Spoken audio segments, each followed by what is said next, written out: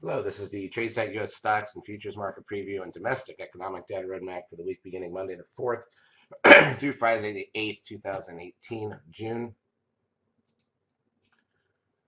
Here's a look at the ES front month futures contract. Been so flat. We thought on Tuesday we were finally going to break down out of that range. Now instead we came back, closed the week right where we've been. We've been in this range now for basically a month. Really unfortunate month of May for the markets. Not the most exciting. We did have a couple of great trades this week. 4 or 5 awesome stock trades. Futures were good, but just in terms of getting good range and movement to make it easy. It's just not there right now. Let's go through the major indices and then we'll look at the intra-week action. Talk about the economic data coming out this week. There's not much there. Crude oil, we're switched to charting the CL instead of the QM. So closed at 65.71, down quite a bit this week actually from a high of 72 or so. So that's good. Coming into summer, you like to see at the pump when people are traveling.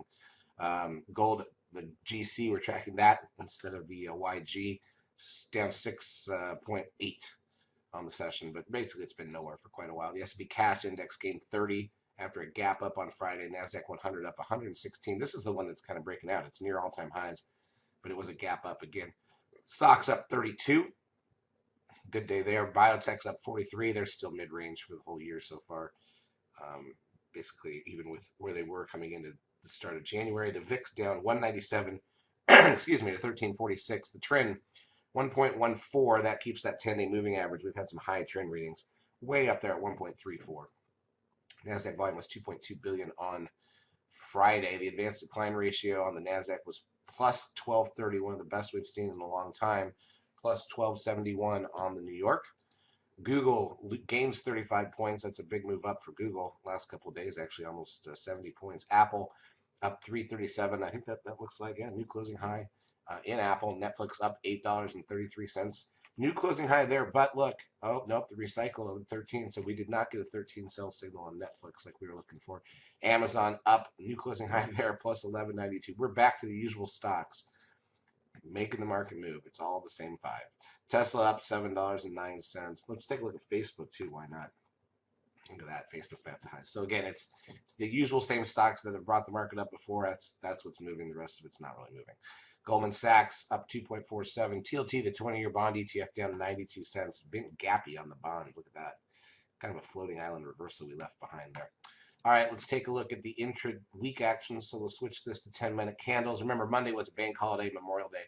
So you can see last Friday, Monday, they opened for a couple hours for a few trades, and then we gapped down Tuesday and went lower. That's where we thought we were finally going to see some action get out of the range, but then we gapped back up Wednesday and closed all the way back to even for the week at that point.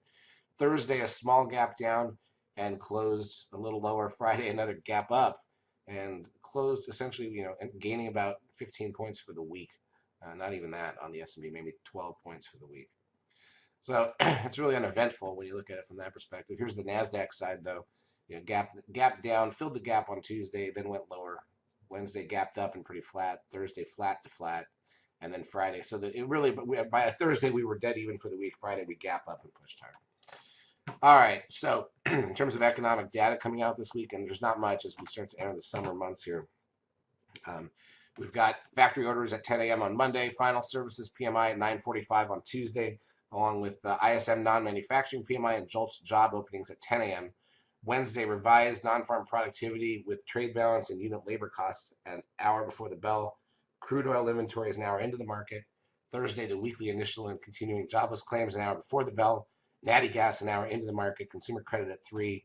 Friday, just the final wholesale inventory. So this is a super light week for data. I mean, really almost nothing useful coming out for the stock market side. It's all going to have to come from something else as we are now into June. Charts, as usual, brought to you by eSignal. If you've not yet taken a trial of our services, feel free to do so. We will help you out for a couple weeks. Have a great trading week.